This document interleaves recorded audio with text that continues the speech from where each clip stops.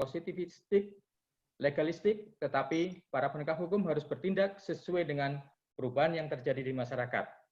Oleh karena itu, penegak hukum harus memaknai bahwa hukum adalah sesuatu yang dinamis, yang selalu berkembang mengikuti perkembangan masyarakat. Selama ini orientasi hukum hanya sebagai procedural of justice. Dalam situasi wabah COVID-19, pemikiran tersebut harus berubah menjadi substantial of justice. Jika kita tetap pada procedural of justice, tidak relevan untuk dijalankan pada saat seperti ini. Sebagai contoh terkait dengan cara memperoleh alat bukti di persidangan. Misalkan saksi atau terdakwa yang tidak dapat dihadirkan di persidangan. Apabila kita mengikuti procedural of justice, maka hal yang dilakukan sekarang ini adalah tidak sah. Oleh karena itu, pemikiran tersebut harus berubah menjadi substantial of justice. Maka para penegak hukum mesti memanfaatkan teknologi dalam beracara. Lanjut. Peranan kejaksaan dalam upaya penegakan hukum di tengah wabah COVID-19. Jaksa Agung sudah melakukan instruksi, yaitu dengan surat edaran Jaksa Agung nomor 049 tanggal 27 Maret 2020 tentang optimalisasi pelaksanaan tugas, fungsi, dan kewenangan kejaksaan di tengah pandemi COVID. Yang pada pokoknya di dalam surat edaran tersebut memerintahkan kepada para jaksa untuk menyidangkan perkara pidana dengan menggunakan sarana video conference. Hal tersebut kemudian ditindaklanjuti dengan diadakannya kerjasama atau perjanjian kerjasama antara penegak hukum, yaitu antara Mahkamah Agung yang diwakili oleh Dirjen Peradilan Umum, kemudian Kejaksaan Agung yang diwakili oleh Bapak Jampidum, dan dari Kementerian Hukum HAM yang diwakili oleh Dirjen Pemasyarakatan. Poin penting daripada perjanjian kerjasama tersebut adalah disepakati untuk melakukan persidangan secara online atau menggunakan sarana telekonferensi yang digelar sampai dengan berakhirnya wabah COVID-19 ini.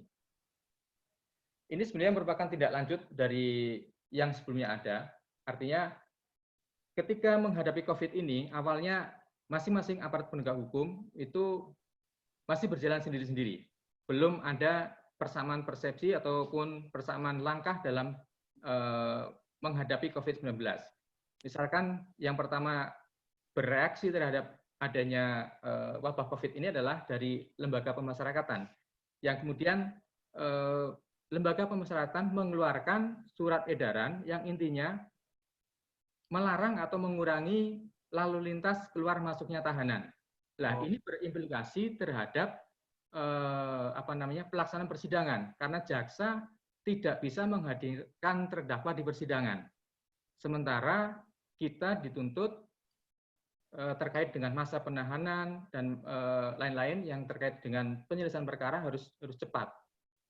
Sehingga waktu itu kita masih mengalami kebuntuan. Di sisi lain kita majelis hakim, pengadilan MA itu mengeluarkan edaran yang intinya untuk menghadapi wabah COVID-19 ini hanya tetap dilakukan persidangan, tapi hanya pembatasan sesuai dengan protokol kesehatan. Jadi ada jaga jarak, terus kemudian tidak saling bersentuhan dan lain-lain. Tetapi masih mengharuskan untuk menghadirkan terdakwa maupun para saksi di persidangan. Nah, ini terbentur dengan aturan yang ada di Kemenkumham, di mana Menteri Hukum dan HAM telah mengeluarkan surat yang melarang semua lapas maupun rutan untuk mengeluarkan tahanan. Nah, oleh karena itu kemudian diadakanlah pendekatan-pendekatan di mana kemudian akhirnya disepakati bahwa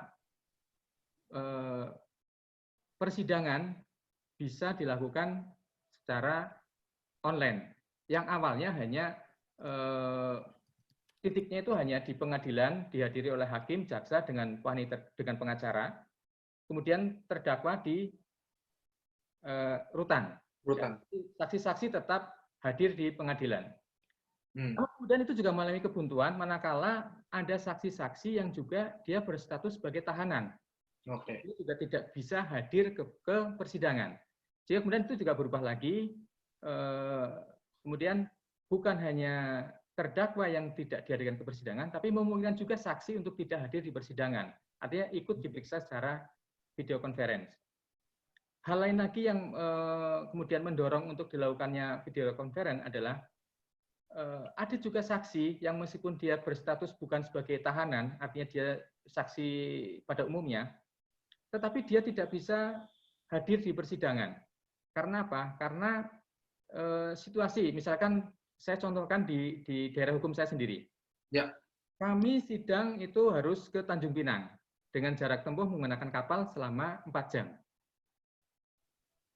Nah, saksi itu keberatan kalau harus ke Tanjung Pinang karena biasanya kita ada perwakilan ruang persidangan di sini.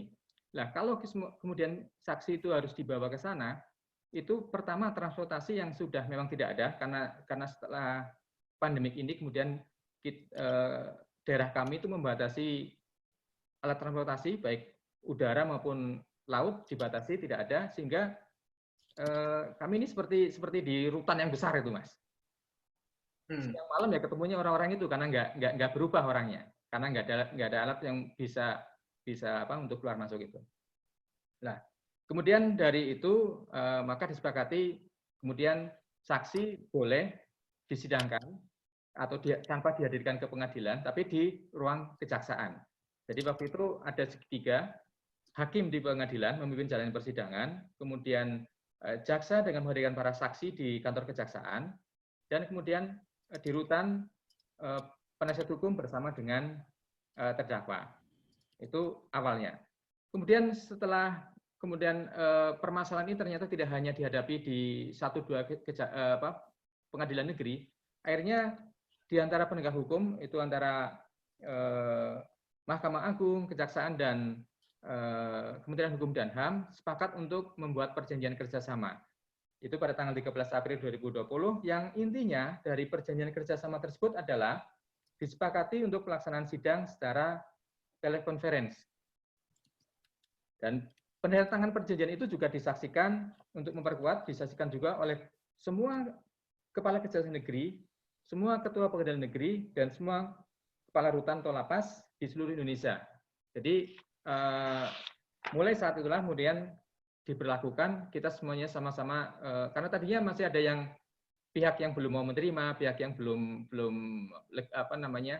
masih ragu-ragu untuk menerapkan boleh apa tidaknya sidang secara online ini. Nah, jadi lanjut, kalau bisa dikatakan pandemi COVID-19 ini telah membawa berkah yang tersamar bagi dunia peradilan di Indonesia. Yang secara tiba-tiba melakukan lompatan yang sangat jauh sekali, sangat maju 1000 langkah mungkin ya, menjadi salah satu peradilan termodern di dunia. Bahkan induk atau sumber dari hukum pidana kita di Belanda sana, itu ceritanya, saya nggak tahu pasti karena saya nggak Belanda. Tapi ceritanya di sana itu tidak, untuk sementara ini pengadilan itu tutup. Nah, artinya tidak dilakukan persidangan. Nah, di kita di Indonesia, alhamdulillah dengan terobosan yang dilakukan oleh aparat penegak hukum ini, kita bisa melakukan sesuatu yang katakanlah langkah, mungkin beberapa langkah di depan mereka. Artinya proses peradilan di Indonesia mendadak dilakukan secara high-tech dengan teknologi yang tinggi. Tidak ada lagi sidang digelar secara konvensional. Para jaksa, hakim maupun penasihat hukum dan pegawai rutan kompak beralih ke sidang online.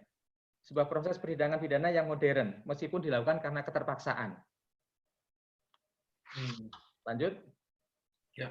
Dan ini berdasarkan data dari Pusat Data Statistik Kriminal dan Teknologi Informasi Kejaksaan Agung, sampai hari Senin tanggal 27 April 2020, sudah sebanyak 33.798 perkara disidangkan atau diselesaikan secara sidang online. Tentu ini sebuah rekor ini, karena di tempat lain mungkin nggak ada. Proses hukum yang seperti ini di tingkat persidangan sebenarnya juga sudah diikuti atau sudah dilakukan juga di tingkat penyidikan dan penyelidikan. Juga sudah ada yang melaksanakan secara online. Bahkan kami, jaksa peneliti, ketika tahap 2, pada saat penyerahan tersangka dari penyidik kepada penuntut umum, ini belum ada sidang online, kita sudah melakukan terlebih dahulu.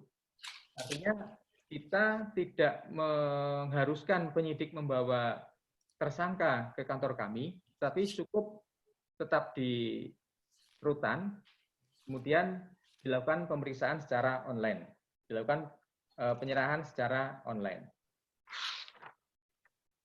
Lanjut, permasalahan dalam persidangan perkara pidana secara online. Salah satu permasalahan yang paling mendasar di sini adalah adanya keraguan-keraguan atau yang mempertanyakan apakah persidangan secara online ini sah di mata hukum atau apakah sesuai dengan ketentuan dalam KUHP. Kalau ditanya apakah sesuai dengan KUHP, tentu jawabannya adalah tidak sesuai. Kenapa? Karena KUHP dibentuk atau didesain belum mengakomodasi kemungkinan terjadinya peristiwa darurat semacam ini. Oleh sebab itu perlu adanya terobosan. Untuk menyikapi itu harus ada terobosan-terobosan untuk mengokohkan tentang eksistensi keberadaan hukum, bahwa hukum ada, bahwa hukum meskipun belum diatur di dalam hukum acara, tetapi bahwa hukum itu tetap mengatur, hukum itu tetap hadir untuk bisa mengakomodir perubahan-perubahan yang terjadi di dalam masyarakat. Hal ini untuk mengokohkan, sekali lagi untuk mengokohkan tentang eksistensi keberadaan hukum, karena paradigma kita adalah hukum untuk manusia, bukan hukum untuk hukum. Lanjut. Dalam persidangan online, prosedur pembuktian di persidangan memanfaatkan teknologi, baik kehadiran saksi, ahli, terdakwa, dan barang bukti. Sistem persidangan online didesain dalam keadaan yang sangat memaksa, yang sangat darurat. Sementara di dalam KUHP belum mengakomodir keadaan seperti ini. Oleh sebab itu, karena konstruksi hukumnya bahwa hukum itu untuk manusia, maka sistem hukum itu menyesuaikan perkembangan dinamika masyarakat dan lingkungan sosialnya.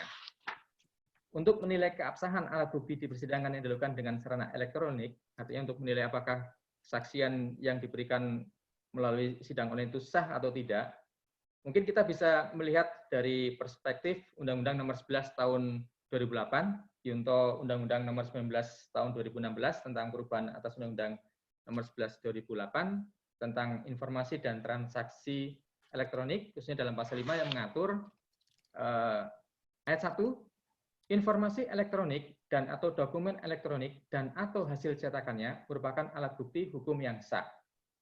Kemudian ayat 2, informasi elektronik dan atau dokumen elektronik dan atau hasil cetakannya sebagaimana dimaksud pada ayat 1 merupakan perluasan dari alat bukti yang sah sesuai dengan hukum acara yang berlaku di Indonesia. Ayat 3, informasi elektronik dan atau dokumen elektronik dinyatakan sah apabila menggunakan sistem elektronik sesuai dengan ketentuan yang diatur dalam undang-undang ini. Selanjutnya kita kaitkan dengan pasal 6 yang mengatur apakah sebuah proses yang memanfaatkan sistem informasi elektronik seperti persidangan online ini sah atau tidak. Itu ada 4 parameter di situ untuk mengukurnya. Itu pertama, apakah dapat diakses atau tidak? Apakah dapat ditampilkan atau tidak? Apakah bisa dijamin keutuhannya dan integritas datanya? Yang keempat, apakah dapat dipertanggungjawabkan sehingga menerangkan sesuatu keadaan? Nah, kalau ke semua poin ini semuanya dipenuhi, maka dapat dikatakan bahwa alat bukti yang menggunakan sistem informasi elektronik ini dapat dikatakan sah menurut hukum. Dengan demikian, jika persidangan online dikaji dari perspektif Undang-Undang ITE, maka persidangan online dianggap sah, apalagi sekarang sudah didukung dengan perjanjian kerjasama yang ditandatangani oleh Mahkamah Agung, Kejaksaan Agung, dan Kemenkumham. Namun demikian, di masa yang akan datang, perlu upaya yang lebih konkret, yang dalam hal ini adalah hukum acara pidana. Selain itu, dalam rancangan KUHP yang akan datang, mestinya membahas tentang persidangan online sebagai bentuk inovasi atau penemuan hukum. Harapan kita, KUHP baru nanti menemukan pasal-pasal yang mengakomodir persidangan dengan menggunakan telekonferen. Demikian juga dalam proses penyelidikan maupun penyidikan, dengan memperbarui model-model berita acara dengan berkas digital, tanda tangan elektronik, dan lain sebagainya. Intinya, pemerintah dan DPR harus merancang KUHP baru dengan memasukkan kemajuan teknologi informasi ke dalam pasal-pasal KUHP. Inovasi para penyidik, jaksa, hakim perlu mendapatkan payung hukum. Kemudian permasalahan lain yang terkait dengan pelaksanaan persidangan secara online adalah terbatasnya peralatan atau perangkat elektronik yang dimiliki oleh Satker di daerah, baik pada pengadilan negeri, kejaksaan negeri, maupun rutan ataupun lapas. Jadi rata-rata Satker di daerah hanya memiliki 1 unit perlengkapan, sehingga yang biasanya sidang kalau di ruang pengadilan bisa di ruang 1, ruang 3, ruang utama dan sebagainya, bisa sekali waktu bisa langsung sidang 3 atau 4 persidangan. Karena keterbatasan perlengkapan dan peralatan ini, sidang hanya harus mau nggak mau harus bergantian satu persatu sidang. Kendala yang berikutnya adalah jaringan internet yang belum memadai atau belum menjangkau semua daerah dengan baik. Ini mungkin karena malam, Mas. Jadi kita masih bisa agak lancar ini. Kalau siang, ya mungkin sudah hilang beberapa saat, hilang, nanti muncul lagi, hilang, muncul lagi itu. Waduh. Harus berebut. Berebutan ya? Berebut, ya betul. Terus permasalahan berikutnya adalah tidak semua penegak hukum menguasai teknologi informasi dengan baik. Ini harus jujur, harus kita mengakui itu masih banyak di antara kita, maaf, kalau kita nanti, saya enggak, itu kan, di antara kami, yang penguasaan terhadap teknologi informasi masih kurang, atau masih gaptek lah, katakanlah seperti itu. Oke. Di antara permasalahan tadi, 4 permasalahan tadi, mungkin yang paling serius adalah yang pertama tadi kan, yang terkait dengan sah atau tidaknya. Kalau yang terkait dengan permasalahan peralatan perlengkapan itu mungkin bisa kita siasati. Kemudian jaringan internet juga, ya meskipun ini juga sangat berpengaruh ya. Kadang hakimnya memang harus marah-marah karena apa? Apa yang disampaikan nggak bisa termonitor oleh terdakwa atau oleh saksi. Jadi nggak nyambung. Memang lebih membutuhkan energi karena harus teriak-teriak sidangnya itu. Kalau siang ya, karena dengan kondisi sinyal yang kadang hilang, kadang muncul. Terkait dengan kesiapan dari aparat penegak hukum terhadap penguasaan teknologi informasi, itu mungkin bisa perlahan-lahan dilakukan pelatihan-pelatihan sehingga semuanya bisa untuk menguasai, ya setidaknya bisalah menggunakan aplikasi-aplikasi yang baru-baru ini sedang populer. Barangkali itu terkait dengan persidangan online dan permasalahan-permasalahan yang dihadapi oleh penegak hukum. Dan mungkin satu lagi yang perlu saya tambahkan, mungkin yang sedikit agak berat kalau saya melihat adalah justru dari teman-teman penasihat hukum. Karena apa? Dari segi peralatan dan lain sebagainya berarti kan harus mempersiapkan sendiri. Tapi kalau penegak hukum yang lain kan sudah bisa jadi disediakan oleh fasilitas dari negara. Nah, itu yang harus dipikirkan. Ke depan harus ada model khusus atau model yang baku untuk mengatur bagaimana proses persidangan secara online ini bisa dilakukan.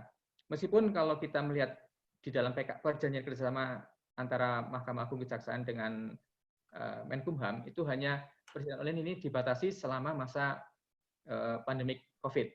Tetapi nggak ada peluang buat setelah COVID selesai ini diterapkan gitu, Mas? Itu harapan kita itu justru ke depan kita nggak mundur lagi ke persidangan yang konvensional. Mestinya seperti itu mestinya. Makanya kan kita membutuhkan payung hukum yang lebih pasti. Kalau ini dan dicari kelemahan-kelemahannya ya dari proses yang ada ini, terus diperbaiki, terus ada dasar hukumnya begitu ya, Mas? Betul, ya. Karena ini justru kan jangan ditinggalkan. Darurat. Iya, kondisi darurat. Kemudian kalau keadaan darurat ini selesai, bukan berarti yang sudah kita lakukan kita tinggal, tapi kan kita juga harus mengakui bahwa banyak sisi positif dari persidangan online ini. Banyak penghematan yang terjadi. Misalkan contoh, yang biasanya kita harus membawa tahanan dari rutan menuju ke ruang persidangan yang itu butuh transportasi, butuh pengawalan, dan lain sebagainya, itu kan berarti biaya itu hilang semuanya. Terus faktor keamanan juga lebih menjamin. Kita tidak perlu membawa deg-degan ya kalau lagi bawa tahanan. Ada beberapa kasus yang tahanannya kabur, yang tahanannya kemudian mungkin kerjasama dengan petugas pengawal persidangan, dia mampir ke tempat yang lain-lain selain tempat persidangan, misalnya selain ke pengadilan, itu kan juga suatu problem juga. Nah, itu sudah bisa diatasi dengan cara sidang online seperti sekarang ini. Terus kemudian mengurangi juga interaksi antara penegak hukum dengan terdakwa itu juga sangat penting karena untuk mengurangi potensi-potensi terjadi. Pungli. Ya, itulah yang seperti itu. Nah, kita sudah melangkah demikian jauh, bahkan sudah meninggalkan negara-negara lain. Tapi kalau kemudian kita mundur lagi kan sangat disayangkan. Yang diperlukan sekarang adalah justru payung hukum untuk bisa semakin mengokohkan persidangan secara online ini. Dan semuanya saya yakin akan diuntungkan semua, baik dari pengadil, jaksa, hakim, penasihat hukum, semuanya sama-sama diuntungkan dengan pola seperti ini. Mungkin sementara itu dulu kita. Oke, terima kasih. Ya, terima kasih Mas Cop, luar biasa tadi penjelasannya. Sudah ada beberapa disampaikan sama Mas Cop mengenai peluang-peluang penggunaan persidangan online, tadi menggunakan Undang-Undang ITE, bagaimana pembuktian, tapi ternyata di balik itu juga masih ada permasalahan-permasalahan yang harapan dari Mas Cop sendiri justru ini bisa kita perbaiki, bukan justru permasalahan-permasalahan ini menjadi ganjalan hingga persidangan online ini ditiadakan ke depan. Justru Mas Cop berharap ini justru bisa kita perbaiki dan ke depan lebih sempurna lagi persidangan online, karena ternyata ada manfaat-manfaat yang besar ketika persidangan online ini. Oke, Bapak Ibu, di chat sudah ada beberapa kawan-kawan yang sudah bertanya. Ini sudah ada 5 yang saya inventaris. Sebentar, saya buka dulu chatnya. Waduh, sudah 37 orang yang hadir maksudnya. Kalau yang bertanya baru 5. Oke. Pertama Kang Heri, kedua Columbus, ketiga nanti ada Hendrik Siaan, keempat nanti ada Om Johari. Om Johari ini angkatan 95, dan yang kelima nanti ada Nelis. Nelis ini mahasiswa di Kupang dia. Saya nggak tahu dia dapat link ini dari mana, tiba-tiba masuk. Karena dia fakultas hukum juga, ya monggo lah ya. Kita berbagi informasi. Monggo Kang Heri, saya buka suaranya. Monggo Kang Heri. Baik, terima kasih moderator. Yuk. Assalamualaikum warahmatullahi wabarakatuh. Waalaikumsalam. Jenenge Pak Kajari, ini siapa? Mas siapa? Job. Imang Job. Imang ya, Mas Imang Job. Ya. Mas Imang, terima kasih. Luar biasa, ini materi yang bisa jadi pegangan untuk kita semua para praktisi ya. Saya langsung saja. Tadi disampaikan ada keterkaitan antara KUHP dengan Undang-Undang ITE terkait dengan keabsahan dari sebuah persidangan pidana melalui online ya. Saya ini belum menemukan satu pasal yang firm ya yang mengabsahkan adanya persidangan online sesuai dengan ketentuan Undang-Undang ITE. Karena pada saat undang-undang atau KUHP itu dibuat, tentunya kan Undang-Undang ITE kan belum ada. Sekarang problemnya adanya pandemik begini, kemudian maka saling dimanfaatkan lah, saling memanfaatkan undang-undang ini bisa dilingkan dengan ini. Tapi ada saya belum menemukan satu pasal yang firm yang betul-betul bisa dijadikan sebuah pegangan bahwa persidangan online itu sesungguhnya tidak menyalahi KUHP ya. Katakanlah misalkan ada undang-undang ITE pasal berapa yang mengatur, itu tolong nanti diperjelas. Kenapa? Karena di dalam KUHP sendiri ada pasal itu yang menyatakan gini, kalau nggak salah 154 ya. Ketika hakim ketua sidang memerintahkan supaya terdakwa dipanggil masuk dan jika dalam tahanan dia dihadapkan dalam. Kemudian jika terdakwa dipanggil secara tidak sah, hakim ketua sidang dan sebagainya. Nah, ada sini kata-kata bahwa tidak sah, ya. Kalau tidak salah, kalau persidangan itu tidak sesuai dengan hukum acara, itu menyebabkan putusan itu tadi saya baca cacat lah, kira-kira kan begitu.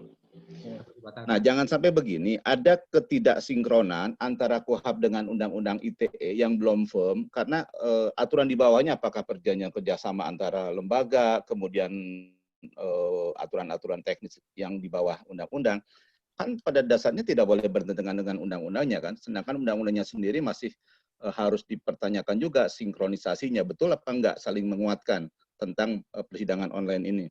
Nah, oleh karena itu saya nanti mohon dipertegas lagi tentang adanya ketentuan yang firm dari Undang-Undang ITE ini, sehingga online itu atau persidangan online itu tidak mengandung cacat formil di dalam hukumnya, yang mengakibatkan akhirnya putusannya menjadi tidak bisa dipertanggungjawabkan secara hukum.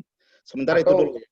Atau menjadi alasan nanti yang kalah ya, jadi alasan bandingnya, entah itu Ya. nanti jaksa atau Ya, itu advokat, satu ya. Yang kedua, saya simpel. Kedua, Ya. tadi kita bicara mengenai persidangan ketika tahanannya adalah si terdakwanya adalah ditahan. Sangat mudah. Kenapa? Karena dalam kendali jaksa lah ya namanya tahanan itu. Lah kalau misalkan terdakwanya tidak ditahan, bagaimana itu? Dia kelayapan kemana-mana gitu. Terus bagaimana kita bisa menggiring dia untuk supaya mengikuti jadwal persidangan itu? Sidang online ya. Iya. Oke. Ya kan, gitu. Oke, terima kasih Mas. Sip. Assalamualaikum warahmatullahi wabarakatuh. Waalaikumsalam, Kang Heri. Mas Job, mau diinventaris dulu 3 pertanyaan atau satu-satu? 3 aja dulu langsung ya. Mungkin nanti ada yang sama-sama gitu ya. Oke, Columbus. Mana Columbus? Columbus tolong hidupkan sendiri. Coba. Mana ini orangnya? Oke, sudah. Monggo, silakan, Columbus.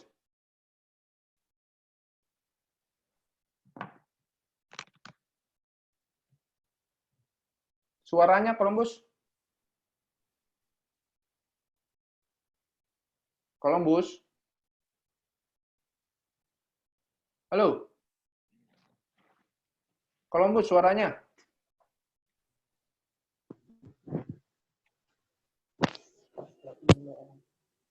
Columbus.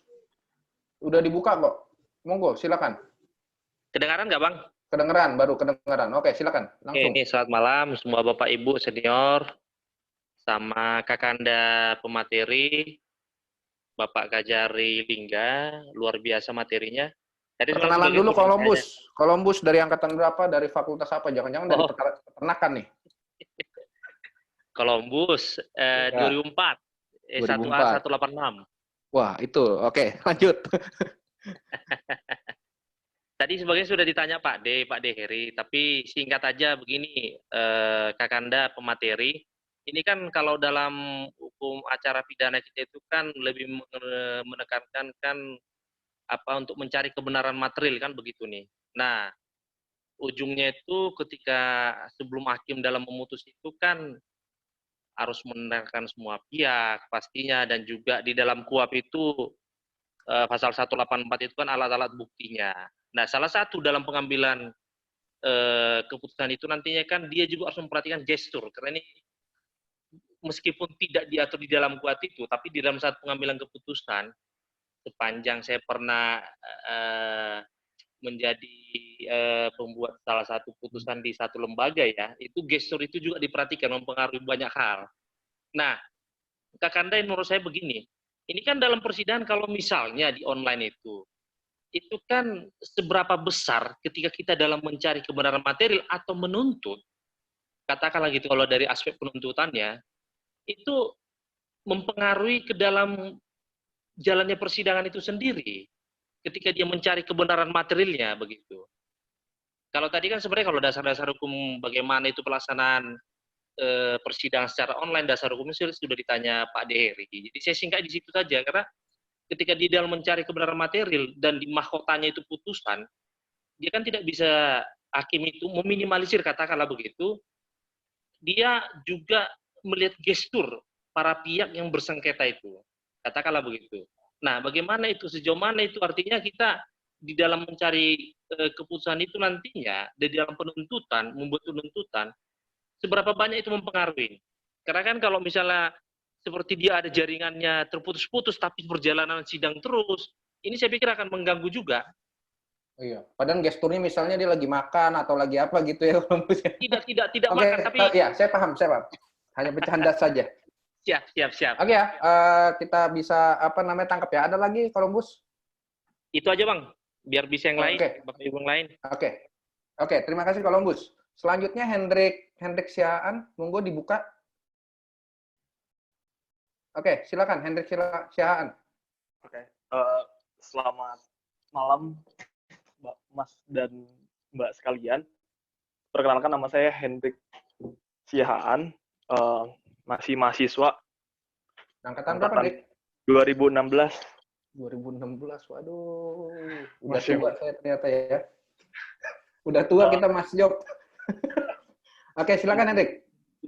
Tanya Pak, yang pertama mengenai ini Pak. Jadi setiap sidang kan sepengetahuan saya selalu disebutkan bahwa sebutkan nomor perkaranya dan sidang ini dibuka dan terbuka untuk umum. Nah, yang ingin saya tanyakan itu adalah bagaimana implementasi sidang dalam tanda kutip terbuka untuk umum apabila diselenggarakan secara online. Apakah kode sidang online ID meetingnya passwordnya di-share gitu ya, linknya di-share gitu ya maksudnya. di-share atau hanya untuk pihak-pihak yang berkepentingan dalam perkara pidana tersebut, Pak? Itu yang pertama. Nah, yang kedua mengenai pembuktian, Pak. Tadi mungkin sedikit banyak Bapak udah singgung, khususnya pembuktian. Nah, yang ingin saya tanyakan ini, Pak. Jadi, di beberapa kasus kan mungkin pembuktiannya agak sedikit complicated, Pak. Seperti misalnya korupsi ataupun pencucian uang. Nah, jadi bagaimana implementasinya, Pak, ketika harus menghadirkan saksi yang mungkin sedikit banyaknya sulit untuk dihadirkan secara online, Pak. Semisal, kalau tidak salah saya dapat info di Yogyakarta, penasihat hukum yang gagal untuk mendatangkan saksi karena tidak mengerti teknologi online ini, Pak. Oke. Seperti itu aja, paling 2 itu aja, Bapak. Terima kasih. Oke, terima kasih Mas Hendrik. 3 aja dulu, tadi sudah bisa di cluster, sebenarnya hanya sekitar 3 atau 4 pertanyaan, dan saya mohon izin nih 1 lagi ya, tapi dari chat saja. Ini ada dari dosen kita, Pak Mas Job, Pak Kartono. Mas Imang, ini ada ketentuan dalam Undang-Undang Administrasi Pemerintahan yang mewajibkan keputusan tertulis jika keputusan berakibat pada pembebanan keuangan negara. Ini persidangan pada prinsipnya dibebankan keuangan negara. Nah, terus bagaimana tuh implementasinya ketentuan Undang-Undang Administrasi Pemerintahan tadi dengan sidang online? Ini mungkin terkait dengan penggunaan anggaran, begitu ya? Oke, silakan. Oke, Syop. terima kasih. Jadi ini Mas Syop ada ini nih kayaknya ponakannya nih, ngintip nih. Nggak apa-apa ya? Yang tadi dibilang kuliah. Oke, silakan. Oke. Jadi pertanyaan dari senior kita Kang Heri, terus kemudian juga dari Columbus, dan Mas Hendrik, ini hampir-hampir mirip, yaitu seperti yang tadi saya sampaikan, permasalahan utama dalam persidangan online ini adalah mengenai keabsahan dari persidangan online, terutama dengan alat-alat bukti yang diperoleh. Nah, mungkin yang perlu kita garis bawahi pertama adalah kalau ditanyakan apakah ini ada dasar hukumnya dalam KUHP, tadi kan sudah di awal saya sudah jawab bahwa ini tidak ada dasarnya. Karena apa? KUHP itu sudah belum didesain untuk menghadapi kondisi darurat seperti ini. Ya. KUHP sudah berumur berapa itu? 30 dari 81 sampai sekarang. 81, ya. Artinya internet juga dulu belum terlalu in ya, belum ada kayak gini-gini. Kan? Belum handphone aja belum ada waktu itu kan. Jadi saat itu mungkin belum terpikir. Ya. Belum terpikir bahwa di kemudian hari akan ada teknologi yang bisa menjangkau seperti ini. Ya. Permasalahan sekarang kan adalah bahwa kita selalu berpikir positivistik, bahwa semuanya harus ada aturannya terlebih dahulu. Ya. Nah, sementara kondisi sekarang ini sangat mendesak, yang aturannya itu belum ada. Kalau kita biarkan, justru akan menimbulkan ketidakpastian. Ya. Misalkan, kalau misalkan kita mengikuti negara-negara lain seperti di Belanda yang harus menghentikan persidangan, harus menutup pengadilan, kita selama 3 bulan. Sampai bulan April kemarin saja kita sudah menyelesaikan 33.000 perkara. Bayangkan kalau ini tidak kita membuat terobosan, artinya tidak mengakomodir persidangan secara online, ini mau sampai kapan perkara itu akan selesai? Bertumpuk terus ya. Justru tidak menjamin adanya kepastian hukum. Dan itu cepat tadi ya, prinsip cepat, sederhana, biar ringan. Orang akan menunggu kapan dia akan disidang. Orang akan menunggu bagaimana nasibnya setelah persidangan. Nah, oleh karena itu, kemudian diperlukanlah suatu keberanian untuk melakukan terobosan-terobosan. Asal tidak melakukan penyimpangan. Penyimpangan secara substansial. Kalau tadi kita uraikan bahwa secara prosedural memang mungkin kita keliru, prosedural justice. Tapi kalau substansial justice, justru itulah yang akan kita kendaki.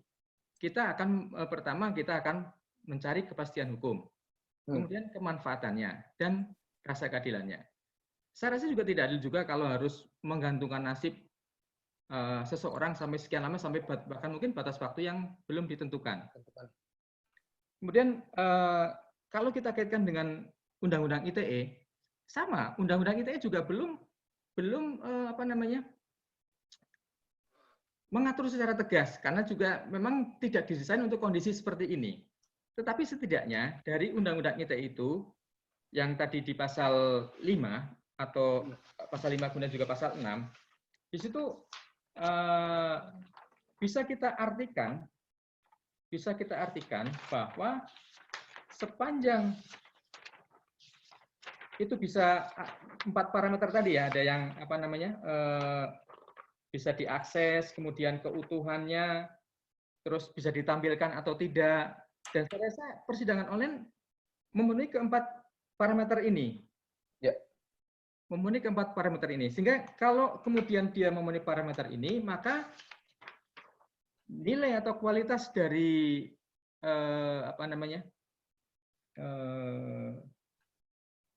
informasi yang diperoleh itu kita kaitkan dengan pasal 5-nya, terutama di ayat 1 yang mengatakan informasi elektronik dan atau dokumen elektronik dan atau hasil cetakannya merupakan alat bukti hukum yang sah. Mungkin sementara itu bisa kita jadikan pedoman. Makanya kemudian kan kami kemudian menyarankan untuk selanjutnya kita jangan melangkah mundur, tapi kita melangkah ke depan lagi. Eksistensi sidang online itu tetap dipertahankan, tetapi kita membuat aturan yang bisa memayunginya. Kita membuat batasan-batasannya, kita membuat modelnya seperti apa, terus kemudian untuk menjaga substansi daripada tujuan berhukum itu juga tetap terwujud. Nah, itu yang diperlukan untuk saat-saat ke depan. Tetapi untuk saat sekarang ini, untuk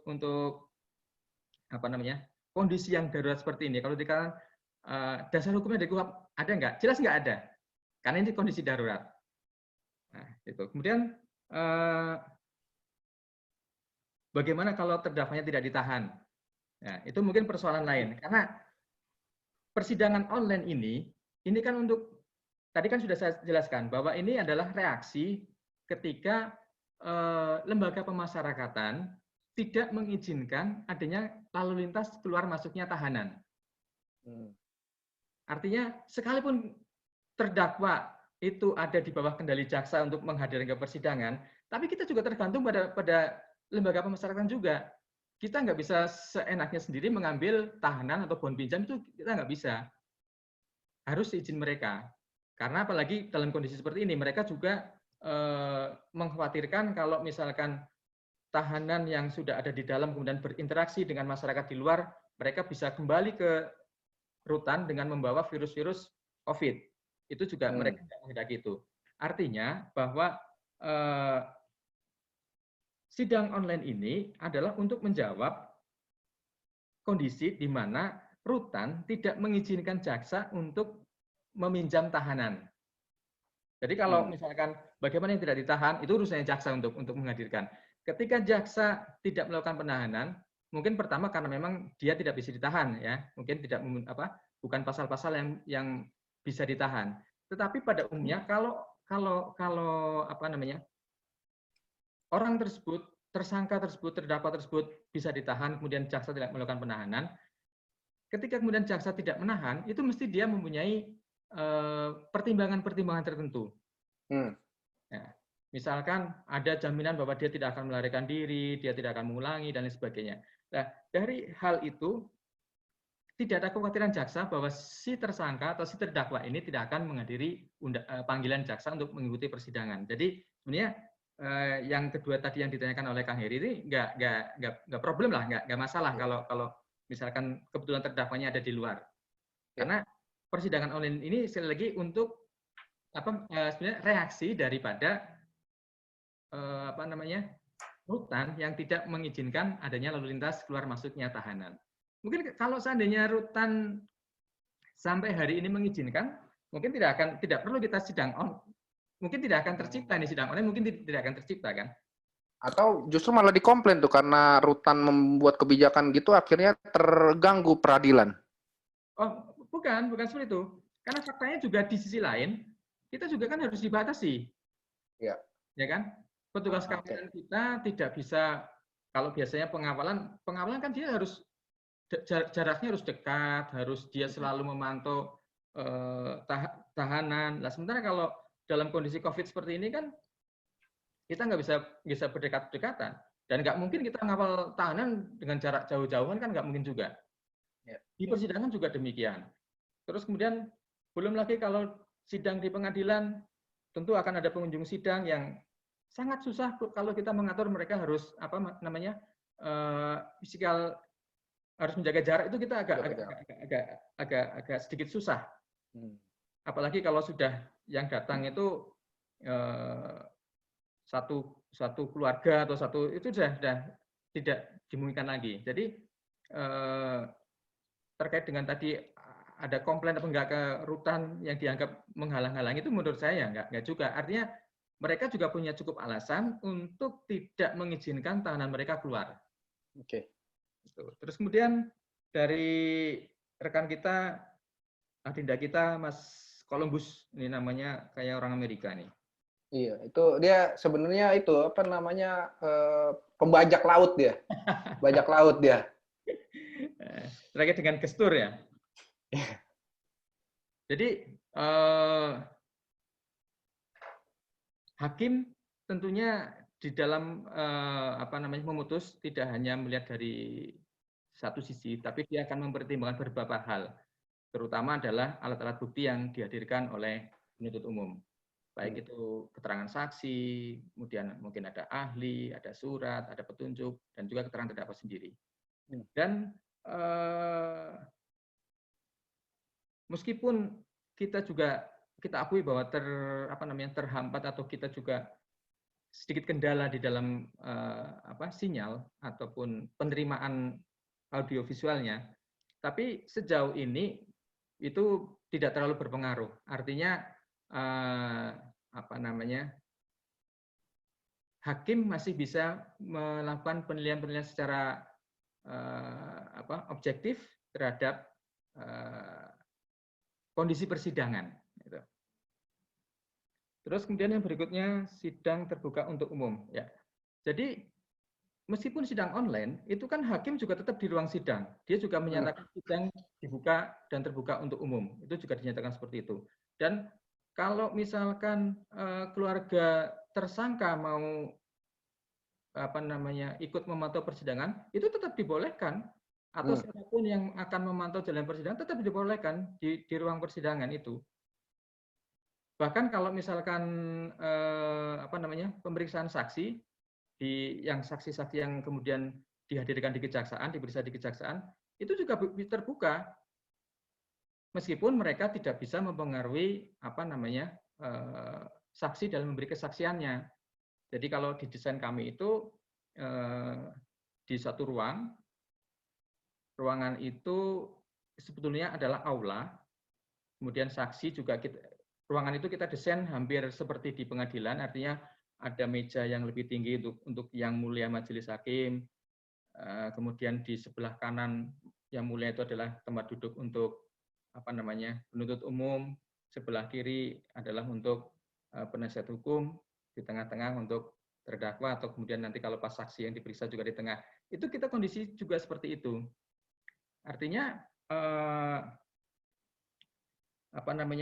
untuk keterbukaan sidang ini tetap dijamin, tetap orang bisa mengakses, orang bisa melihat secara langsung, sehingga tidak ada hambatan untuk masyarakat, baik masyarakat umum maupun para pihak yang terkait itu untuk mengikuti jalannya persidangan.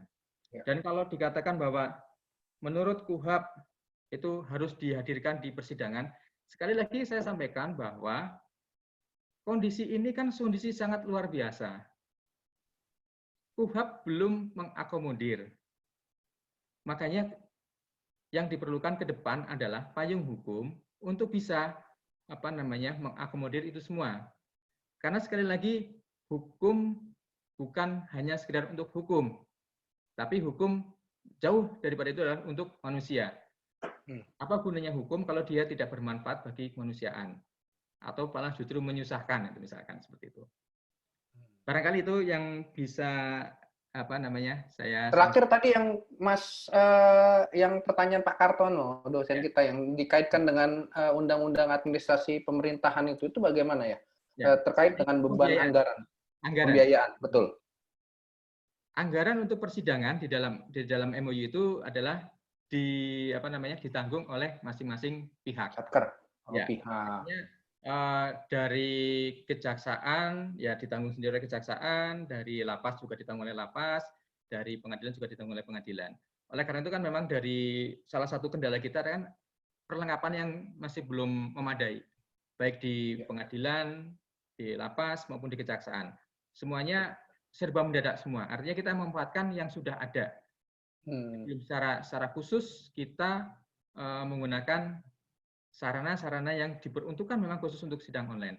Tapi di seluruh kejaksaan misalnya atau pengadilan memang sudah ada itu perlengkapannya, atau bahkan akhirnya anggarannya itu digeser-geser untuk pengadaan yang sekarang ini, Mas? Oh enggak. Karena kalau di kami itu kan hampir setiap minggu kan selalu ada Vicon ya, video conference dengan pimpinan.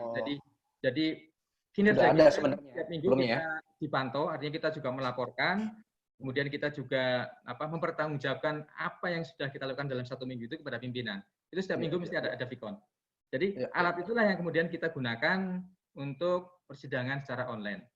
Kalau biasanya Vicon itu hari Kamis dengan pimpinan, karena Kamis digunakan untuk persidangan, itu digeser menjadi hari Jumat. Karena kebetulan hari Jumat tidak ada persidangan. Artinya tidak harus dengan alat-alat yang baru, tapi kita sudah dengan alat yang lama yang sudah kita miliki. Oke, sip. Baik, mudah-mudahan terjawab semua ya dari 3 penanya plus tadi Pak Kartono ya. Baik, Bapak Ibu, sudah ada beberapa pertanyaan lagi, tapi sebelumnya juga saya lihat di sini ada juga kawan-kawan kejaksaan juga nih, Mas Dimas Sigit nih, saya lihat gambarnya ada di Kejaksaan Agung. Ya, mungkin bisa menyapa dari jauh. Terus tadi ada saya lihat Antonius, mudah-mudahan nih Antonius 99 yang sekarang kalau nggak salah dinasnya di Kejaksaan Banjarnegara kalau nggak salah, atau Purbalingga begitu ya. Baik, ini Oppo F11 ini, Mas Iteng ini ya? Mas Iteng? Mas Iteng? Oh ini kakaknya ngelihat ini kayaknya Mas Iteng nih. Kailan ki pas nggak ngerti ngomong dadi ambek oke pas ngomongnya Mas Kupri ya iya. Kan ada 5 tahun. Iya, tapi kita lan semester pertama ora karo jalan dia ya ora kalah. Kayak kowe ya mari kina sekarang waktu anak wali. Iya. Mulai udah waktu mari ngapa luar biasa ngomongnya. Luar biasa ngomongnya. Oke, Mas Iteng, nanti kita sapa-sapaan ya. Kita lanjut aja dulu ya. Oke, di sini ada Om Johari. Om Johari, saya hidupkan dulu Om Johari. Sebentar, Om Johari. Monggo, Om Johari. Yuk, monggo. Aduh, masih ganteng aja nih. Siapa? Saya apa Mas Jobnya yang ganteng? Enggak, pembicaranya kelihatannya masih ganteng, nggak berubah dari dulu nih. Oh, kirain saya. Oke, monggo. Om Johari. Sebetulnya pertanyaannya agak banyak hal, sebetulnya sudah ada beberapa hal yang sudah kegambar lah. Cuma memang menarik beberapa hal yang tadi disampaikan terkait bahwa proses yang sekarang ini sebetulnya adalah sebuah terobosan, karena bahasanya juga terobosan. Kalau terobosan berarti ya dulunya tutup, sekarang diterobos begitu kan. Jadi kalau bicara masalah hukum diterobos malah ribut lah ya, malah pusing gitu kan.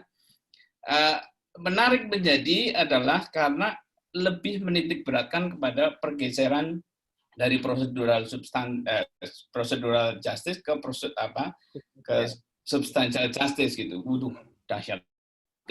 Kalau ini depan sebetulnya ya.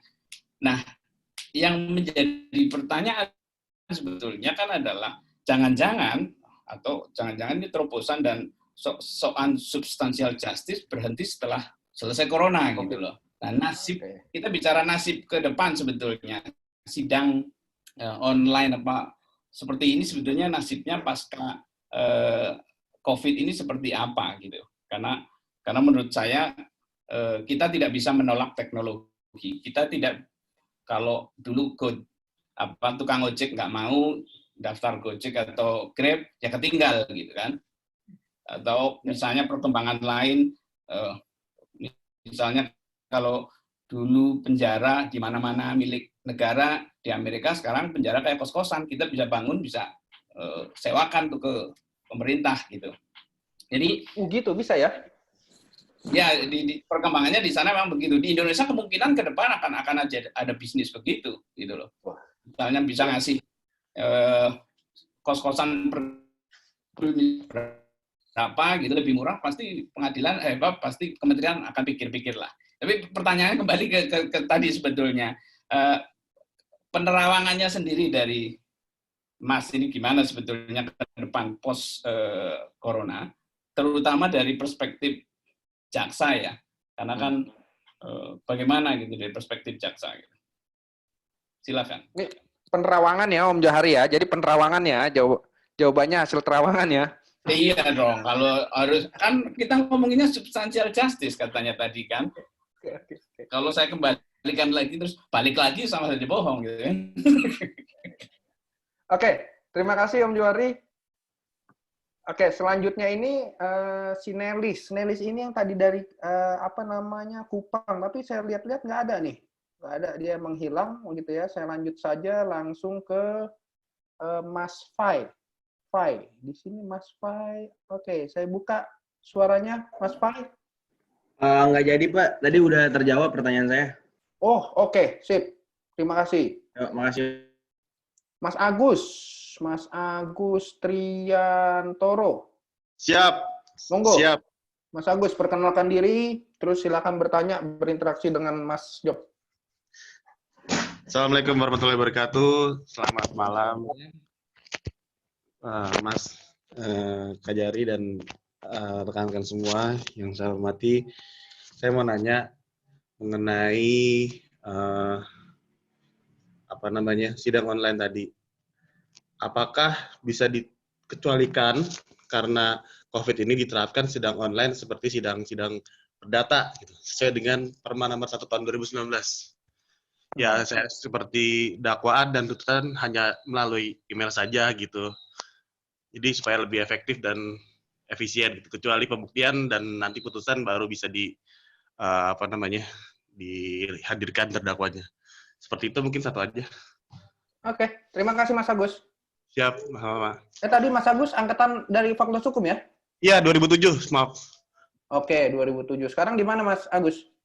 Saya di kantor sendiri, alhamdulillah, di Tangerang, kantor. Oh, Tangerang. Oke, nanti kalau ke Tangerang ketemu ya. Oke, terima kasih Mas Agus. Siap, makasih. Saya jawab, Bro. Baru satu ya? Dua ya? Oke. Satu lagi tertanggung Bu Kunarti, ini dosen kita juga. Bu Kunarti ini dulu ngajar ketenaga kerjaan. Saya ingat saya pernah ngulang. Jadi waktu 2004 saya ke Aceh, jadi relawan, itu pas lagi masa ujian, terus saya minta tolong, Bu, saya ikut ujian, susulan, dikasih A malah. Terima kasih ya, Bu Kun ya. Monggo, Bu Kun.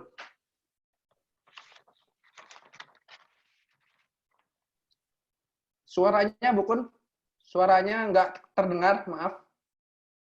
Saya sudah hidupkan, tapi sepertinya earphone atau apa, Bu Kun? Bu Kun? Suaranya tidak terdengar, Bu Kun? Bu Kun?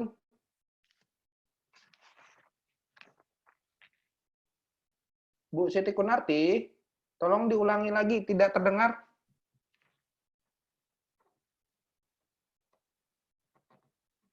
Bu Kun?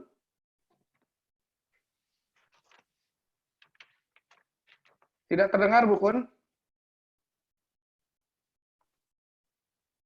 Bu Siti Kunarti.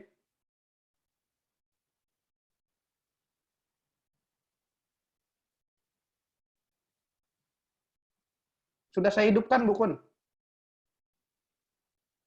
Sudah saya hidupkan.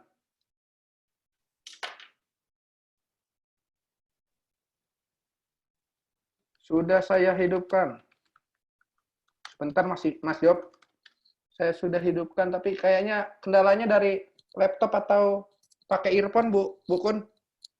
Yang lain dengar? Nggak dengar kan? Enggak. Nggak dengar kan? Ya. Oke, saya selagi teknis, saya loncat dulu ya, Bu Kun ya. Nggak apa-apa ya? Oke. Ini ada panjang sekali, saya agak susah ini bacanya. Mas Edi Jati, tolong Mas Edi Jati langsung saja ngobrol berinteraksi dengan Mas Job. Monggo, Om Edi Jati. Dari tadi ini ngunyah-ngunyah terus nih, sendirian aja ngunyahnya. Nggak diajak-ajak kita. Mic-nya disable, rusak katanya. Modal coy. Modal coy katanya. Aduh. Oke deh, Mas Job, direspon tadi 2 penanya dari Om Johari, masalah penerawangan tadi ke depan bagaimana, terus yang kedua dari Agus Triantoro. Monggo. Oke, Mas Johari. Ini kayaknya satu angkatan di bawah saya kalau nggak salah ya. Mas Johari itu ya. Mas Johari 95 juga sama Edi Jati nih. Oh ya, dua angkatan. Nah. 95. Sering lihat di depan lah.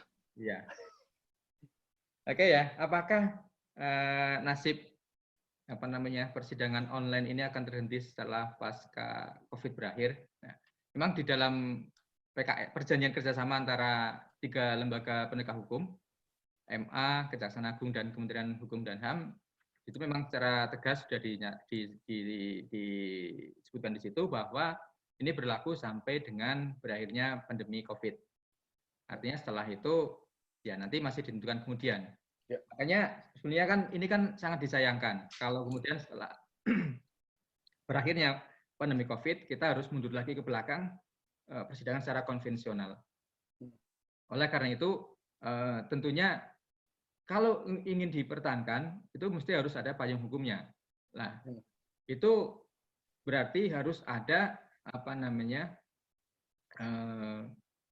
kerjasama antara pemerintah dengan legislatif untuk sesegera mungkin mengegol atau menindaklanjuti rancangan KUHP yang selama ini sudah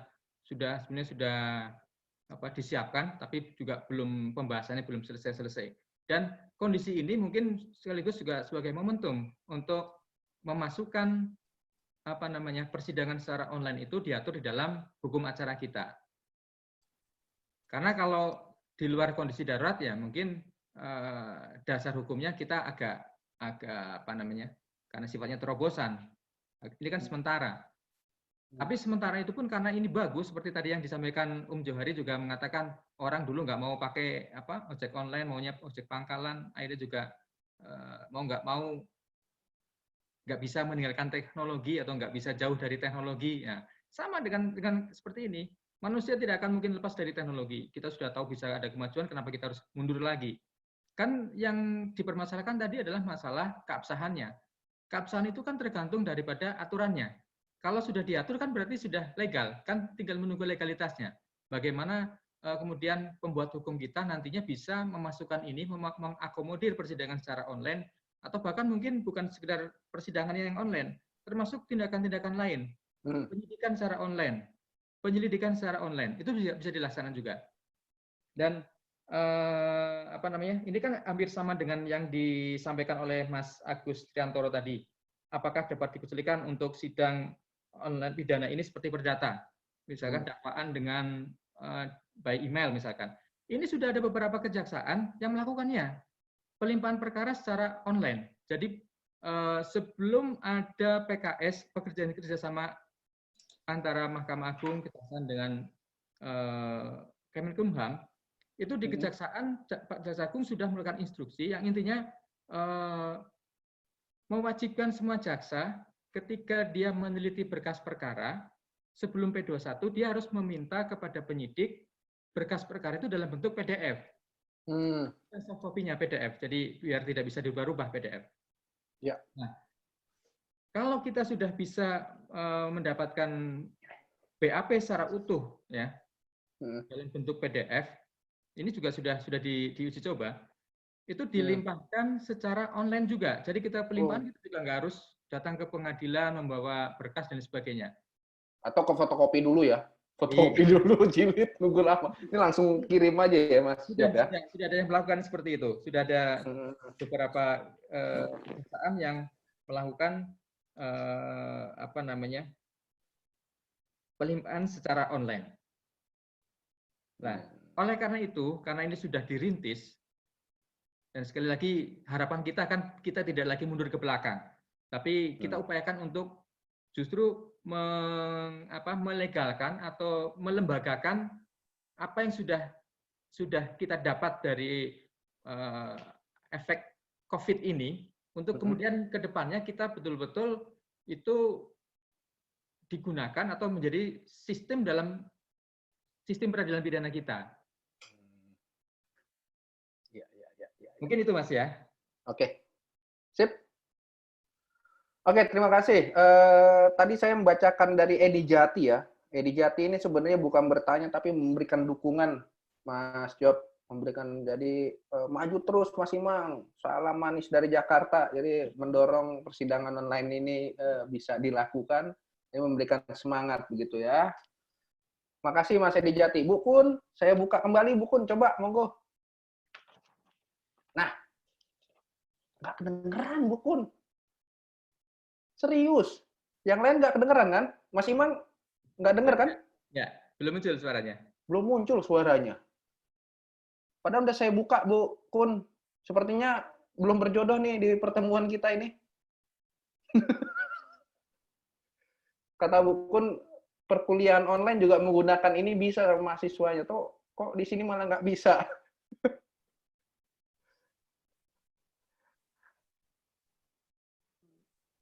Oke, ini ada satu dari Mas Heri. Ini kira-kira kalau ini diterapkan saat ini, sebenarnya idealnya itu payung hukumnya yang pas buat persidangan online ini apa nih? Perpukah atau mendorong RUU KUHP atau misalnya perma? Menurut Mas Job apa nih? Mungkin kalau mendorong RUU KUHP kan terlalu lama ya, itu prosesnya juga nggak mungkin terkejar. Mungkin COVID sudah berlalu, baru nanti dimulai persidangan untuk membahas KUHP. Sama juga dengan Perpu juga nanti banyak kontroversinya juga. Jadi sementara ini kan kita payung hukumnya adalah perjanjian kerjasama. Tadinya kan surat edaran dari Ketua Mahkamah Agung. Ya, kemudian, pertama kali itu surat edaran ya. Ya. Kemudian itu dilembagakan lagi oleh 3 institusi, oleh Kejaksaan dengan Kemenkumham dan juga Mahkamah Agung. Yang intinya di situ adalah membuka peluang untuk persidangan secara online. Memperbolehkan. Oh, yang SKB 3 itu ya, tanda tangan bersama itu ya? Nah, surat keputusan bersama. Bersama tanggal 27 April. 27 April 2020. Itu untuk merespon dari masing-masing, sebenarnya dari masing-masing sudah mengeluarkan aturan sendiri-sendiri. Jadi kemudian disinergikan. Dan terjadilah titik temu bahwa sepakat untuk persidangan secara online, tapi dibatasi hanya sampai masa COVID berakhir. Terus kemudian masalah pembiayaan ditanggung oleh masing-masing satuan kerja. Satuan kerja. Oke, terima kasih Mas Job. Ini ada satu dari Agus Riantoro. Tuntutannya gimana Mas? Bisa melalui email nggak? Kalau baca tuntutan tuh. Tuntutan tetap dibacakan. Ketika sidang online kita bacakan tuntutannya. Oke. Kemudian nggak tertutup ya, maksudnya emailan tapi persidangan tetap dibuka kan dalam suasana online begitu ya, dibacakan. Mekanismenya kan gitu, bukan memudahkan ya. Artinya jaksa ngirimin email aja ke hakim sama ke terdakwa, nggak gitu kan skemanya, tetap dibuka. Jadi kalau di kami, hakim tetap di ruang sidang dengan segala atributnya, termasuk dengan toga dan sebagainya. Juga ada panitia juga ada. Terus kemudian posisi kita di kantor kita juga desain posisi hakim di tengah, dia tempatnya lebih tinggi. Kemudian meskipun itu kosong, tidak ada yang duduk di situ. Di sebelah kanannya adalah untuk penuntut umum. Kanannya sebelah kirinya itu disediakan untuk kuasa hukum dan terdakwa ya. Terdakwa. tengah untuk yang diperiksa, apakah itu saksi atau ahli atau terdakwa sendiri. Ya. Jadi ketika kemudian pembacaan dakwaan, ya jaksanya baca dakwaan, kemudian hakim akan memerintahkan jaksa membaca, kemudian setelah selesai menanyakan kepada terdakwa apakah paham yang dimaksud dengan dakwaan itu, apakah ada keberatan atau dan sebagainya.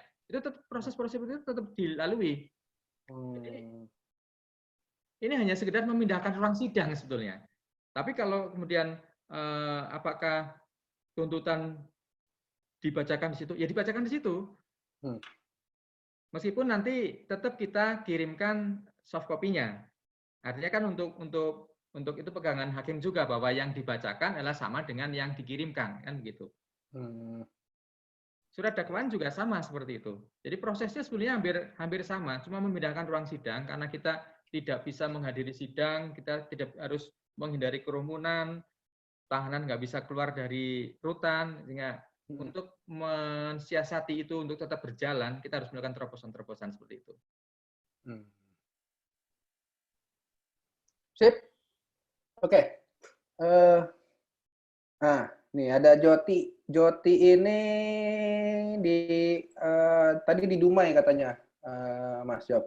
Dia orang Pertamina nih. Kang Edi tanya, kalau ini sebagai terobosan dan payung hukumnya masih belum terlalu absah karena bertentangan dengan yang ada di KUHP, mungkinkah hal demikian dapat jadikan alasan sebagai upaya hukum selanjutnya? Itu tadi sempat kita diskusikan juga ya, bisa saja jadi alasan. Tapi kan ketika melakukan proses itu juga ada persetujuan dari para pihak, jangan nanti ketika upaya hukum jadi alasan, nggak setuju, padahal dia menjalankan.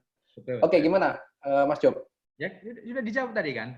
Ketika semua para pihak sudah setuju di situ, terdakwa juga mengiyakan, kemudian ada didampingi oleh penasihat hukum yang misalkan setelah putusan ditanya bagaimana tanggapan saudara terhadap putusan ini, dia sudah menerima, ya kan?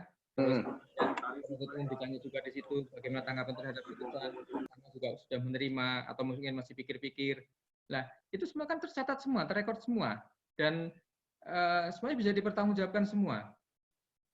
Jadi kita kemudian di kemudian hari kita berargumen lain. Toh juga kalau misalnya kita melakukan upaya hukum ada batas waktunya juga, ya kan? Kan kita nggak bisa lebih dari 7 hari untuk pikir-pikir, kemudian 14 hari untuk menyatakan sikap kita, itu kan nggak bisa lewat itu. Nah, dan satu lagi, ini kan sudah disepakati antara penegak hukum yang ada, antara hakim dengan jaksa sudah sepakat dengan model yang seperti ini. Ya jangan nanti ketika udah putus terus kalah baru akhirnya dia mengungkit-ungkit masalah itu ya Mas ya. Iya, betul. Iya, betul. Dan kan kalau sudah 14 hari juga dia sudah kehilangan hak untuk melakukan upaya hukum. Nah, ini ada menarik nih Mas. Itu kalau misalnya setuju terus sampai putus ya. Ini kalau kata Mas Edi Jati, lalu pas lagi ditawarin, kita sidang online, terus ada pihak yang nggak setuju, gimana tuh? Apa tetap dilakukan persidangan online? Maksudnya, jadi teknisnya itu, apakah persidangan online itu kali pertama itu ditawarkan oleh hakim kepada para pihak dulu, ketika setuju baru dijalankan? Atau enggak? Gimana itu? Maksudnya gimana? Apakah harus ditawarkan itu? Kalau terus pas lagi persidangan pertama nih ya, misalnya, besok kita online aja ya kata hakimnya. Terus ada salah satu pihak misalnya kuasa hukumnya nggak setuju. Itu harus ada, maksudnya gitu, apakah persidangan online itu harus disepakati dulu oleh para pihak atau itu kewenangan hakim? Kita besok sidang online berdasarkan misalnya ABCD. Iya, kewenangan hakim. Karena kewenangan hakim. Iya, ketika awal-awal kita mengajukan persidangan secara online, itu juga pengadilan juga awalnya juga tidak berkenan karena edaran pertama yang dikeluarkan oleh Mahkamah Agung itu adalah hanya sekedar pembatasan secara sosial. Jadi sidang tetap berlangsung, tetapi dengan membatasi jumlah pengunjung yang datang, terus menjaga jarak, terus memberlakukan protokol kesehatan, harus cuci tangan dan lain sebagainya. Nah, kemudian setelah terdakwanya ini ternyata nggak bisa dihadirkan, Dan itu dihadirkan bukan karena ketidakmampuan jaksa, tetapi karena rutan yang tidak mengizinkan adanya keluar lalu lintas tahanan, dan mereka nggak mengizinkan juga dengan alasan yang sangat logis, yang memang alasan itu sangat wajar di dalam kondisi seperti ini. Bayangkan kalau misalkan ada salah satu tahanan yang diizinkan keluar untuk mengikuti sidang, terus dia terpapar, tanpa sadar dia terpapar, masuk lagi ke dalam ruang tahanan, dengan kondisi yang sangat berdesakan seperti itu, mungkin nanti bisa satu rutan itu terpapar semua. Itu kan merugikan. Sehingga alasan rutan untuk tidak mengizinkan adanya lalu lintas tahanan yang keluar masuk, apakah itu sidang atau bahkan kunjungan keluarga sekalipun, itu juga tidak dibolehkan. Keluarga hanya kayak model di film-film itu, hanya pakai telepon. Jadi tidak boleh berinteraksi secara fisik, itu nggak boleh. Ya. Ini karena kondisi pandemi aja ya kayak gitu ya. Seperti itu. Nah, menjawab tantangan yang seperti itu kan, kalau misalkan kemudian kita menunda persidangan, sampai kapan kita nggak tahu. Kalau kita nggak melakukan persidangan, justru malah akan semakin jauh kita dari kepastian hukum. Boro-boro kepastian hukum, kepastian sidang aja belum ada, itu kan? Kapan dia mau disidang itu belum ada. Oleh karena itu kan harus ada suatu langkah konkret, ya, untuk bisa mengatasi kebuntuan itu. Kemudian terpikirlah ide untuk dilakukan secara video conference. Dan ini kan sebenarnya pernah dilakukan, tapi memang pemeriksaan saksi. Kalau kita ingat perkara terorisme dulu ABB, ya kan? Dilakukan ya. Sama kan? Saksinya dulu kalau nggak salah, yang dilakukan secara terpisah, tidak di ruang persidangan. Itu juga bisa diterima dan tidak jadi masalah sampai saat ini. Karena sudah kesepakatan bersama. Oke, Mas Job, ini tadi Bu Kun ada chat, saya bacakan saja. Kali pertama, Bu Kun bilang saya sepakat untuk tetap jalan persidangan online setelah COVID ya. Jadi tidak hanya sekarang ini saja, bahkan setelah COVID, karena mau tidak mau ke depan ini sebenarnya kita memasuki era reformasi industri 4.0. Sepakat.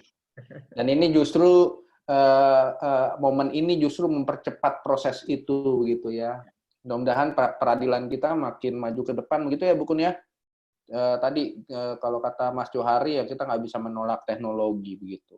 Mas Wiwin hidupin sendiri deh, tolong deh Mas Wiwin.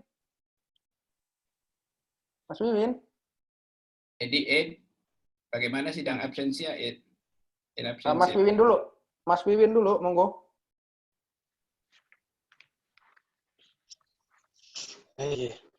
Loh, sebentar. Mas Wiwin.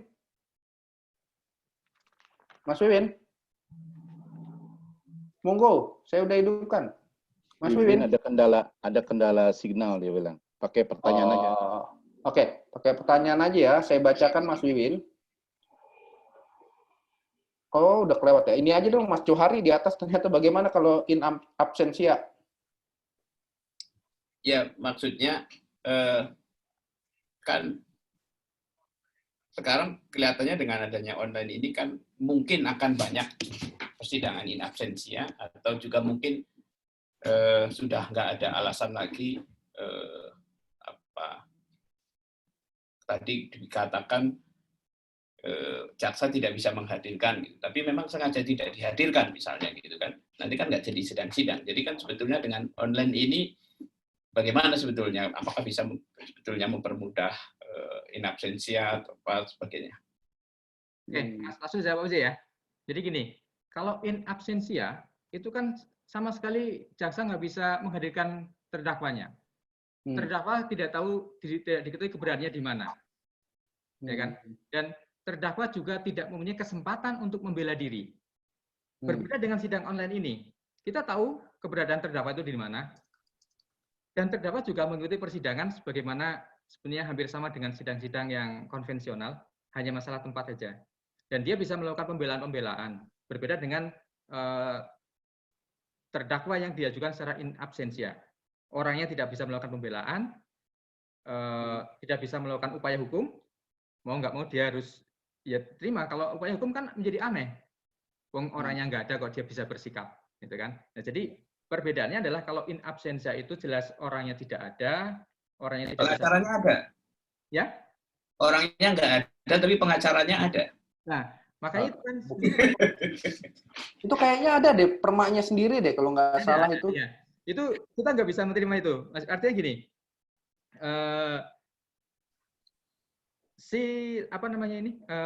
penasihat hukum itu tidak bisa mewakili. Karena apa? Orangnya nggak ada kok bisa membuat surat kuasa dan sebagainya. Kan asumsinya kalau in absentia itu terdakwanya nggak bisa diketemui. Lah kalau ada orang yang bisa bukan terdakwanya nggak bisa ditemui, tapi terdakwanya disembunyikan, itu mungkin beda persoalan. Iya. Itu bukan disidangkan secara in absentia, tetap tidak diperkenankan penasihat hukumnya untuk mengikuti proses persidangan itu. Ada permanya memang. Kayak Nur Hadi sekarang berani nggak tuh ya? In absentia misalnya. Tapi jadi permasalahan tersendiri kan itu.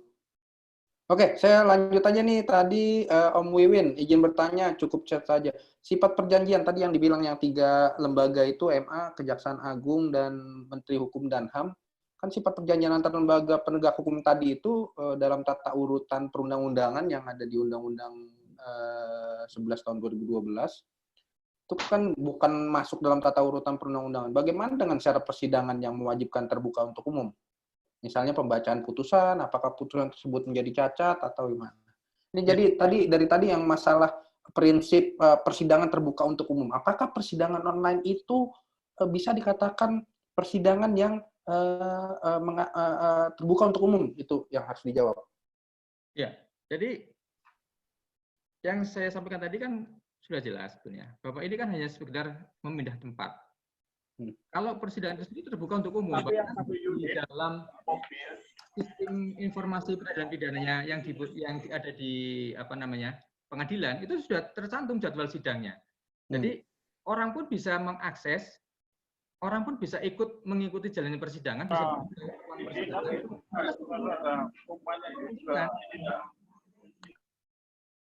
orang untuk hadir ke persidangan artinya dia mengikuti melalui video conference masih dimungkinkan di ruang persidangan dengan hakim, itu masih dimungkinkan dan memang terbuka dan dibuka untuk umum. Jadi prinsip-prinsip keterbukaan itu tidak dihilangkan, prinsip-prinsip itu masih tetap dijalankan. Ketika hakim membuka persidangan dan kalau dikatakan nggak tahu ada persidangan, itu kan ada di webnya masing-masing pengadilan. Jadwal sidang juga sudah ada di situ, juga terpampang di situ. Siapa-siapa yang mau disidangkan. Jadi kalau memang kita mau mengikuti, bisa saja. Kita mau masuk ke ruangan juga bisa, asal mengikuti protokol dalam penanganan COVID ini, yang harus jaga jarak dan lain sebagainya itu. Nggak masalah. Jadi, Mas Yop, ya dipertegas lagi bahwa proses persidangan online ini kan hanya terdakwanya saja yang ada di rumah tahanan, kan? Iya. Sedangkan para pihak yang lain, hakim, terus kejaksaan sama penuntut umum dan kuasa hukum ada di satu ruangan yang sama. Ada beberapa model. Ada beberapa model memang. Ada yang dalam satu ruangan, ada juga dia terpisah kan. Betul. Karena ada juga kekhawatiran misalnya terdakwa itu kuasa hukum komplain terdakwanya ada di ruang tahanan, dia ada di ruang persidangan. Akhirnya hakim mengiyakan, ya udah besok Anda sidang dari rutan.